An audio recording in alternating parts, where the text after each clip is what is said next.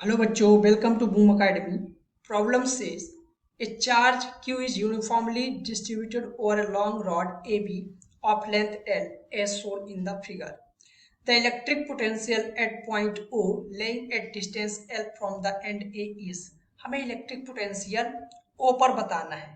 ठीक है, सो चलिए हम लोग क्या करते हैं, एक बार डायग्राम रीड्रा कर ले रहे हैं फॉर बेटर अंडरस्टैंडिंग। सो देखिएगा, यहाँ पर मान लेते हैं ये हमारा पॉइंट O है और यहाँ से L डिस्टेंस से L डिस्टेंस तक हमारा कोई रॉड डिस्ट्रीब्यूटेड है। ये रॉड है, सॉरी रॉड में चार्ज डिस्ट्रीब्यूटेड है, कोई नहीं चार्ज लगा ले रहे हैं। ये चार्ज यूनिफॉर्मली डिस्ट्रीब्यूटेड है, इसका वैल्यू कितना गिवन है Q। ठीक है, अब देखिए अगर इसका चार्ज Q है और इसका लेंथ हमें मालूम है क्या है, कैपिटल है, तो यहाँ से हम लोग चार्ज पर लेंथ निकाल सकते हैं, लैम्डा क्या हो जाएगा Q/L। ये आप लिख लीजिए पहले। ठीक है, अब यहाँ से इस पॉइंट O से x डिस्टेंस जा करके एक dx थिकनेस का एलिमेंट कट करिए यहाँ पर, जिसका थिकनेस कितना है dx।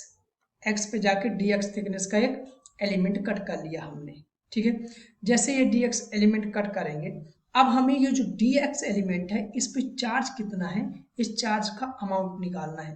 तो चार्ज निकालने के लिए यूनिटरी मेथड लगा सकते हैं हम लोग। कैसे कि जो हमारे पास लेंथ L है उसमें कितना चार्ज है, L लेंथ में कितना चार्ज है Q, यूनिट लेंथ में कितना चार्ज होगा Q/L। ठीक, तो हमारे dx लेंथ में कितना चार्ज होगा हमारा Q/L इंटू dx, ये हमारे पास चार्ज होगा। तो इसे हम लोग बोल दे रहे हैं dq।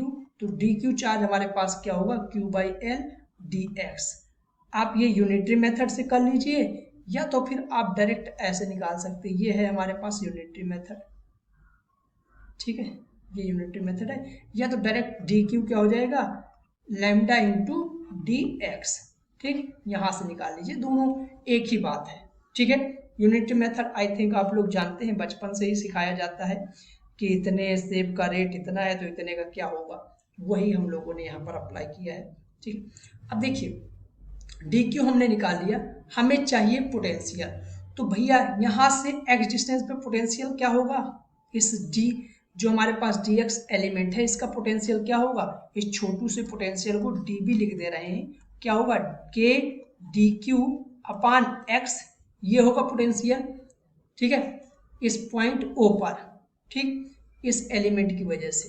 अब मैं क्या कर रहा हूँ, इसे इंटीग्रेट कर दे रहे हैं, क्या हो जाएगा db इंटीग्रल कर दे रहे हैं दोनों साइड का, वो साइड का इंटीग्रेशन करेंगे तो k और d की को वैल्यू जो हमने निकाला है वो यहाँ पर पुट कर दे रहे हैं। तो d की को वैल्यू क्या है Q/L dx अपान में Q/L dx अपान में x और इंटीग्रेशन लगा दे रहे हैं। ठीक है, बस यहाँ पर अभी एक पॉइंट चीज रह गया है, लिमिट लगाना। लिमिट कैसे लगाओगे ध्यान से देखो, हमें देखना है x का लिमिट कहाँ से कहाँ। x जो है हमारा जो रॉड है x इक्वल टू L से x इक्वल टू 2L तक है, तो लिमिट भी x इक्वल टू L से x इक्वल टू 2L रहेगा।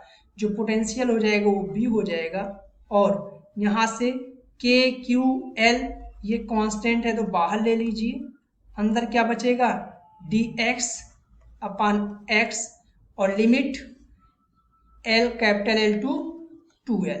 अब इसे सॉल्व कर लीजिए, जैसे सॉल्व करेंगे यहाँ पर देखते हैं क्या वैल्यू आ जाएगा हमारे पास।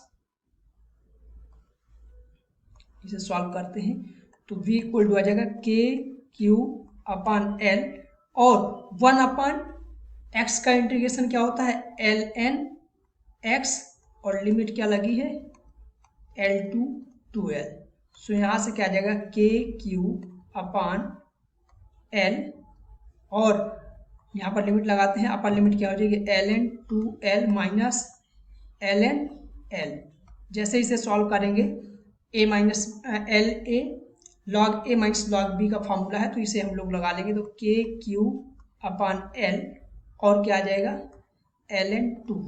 k का वैल्यू देखो यहाँ पर ये आ गया पोटेंशियल, k का वैल्यू क्या होता है 1/k का वैल्यू आप सभी जानते हो क्या होता है, इलेक्ट्रोस्टैटिक कांस्टेंट 1/4πε0। जैसे ये पुट करोगे देखो कौन सा वाला आंसर आ रहा है, 1/4πε0 L और Q, डी पार्ट आपका करेक्ट आंसर हो जाएगा। आई होप आपको ये सॉल्यूशन समझ में आया होगा।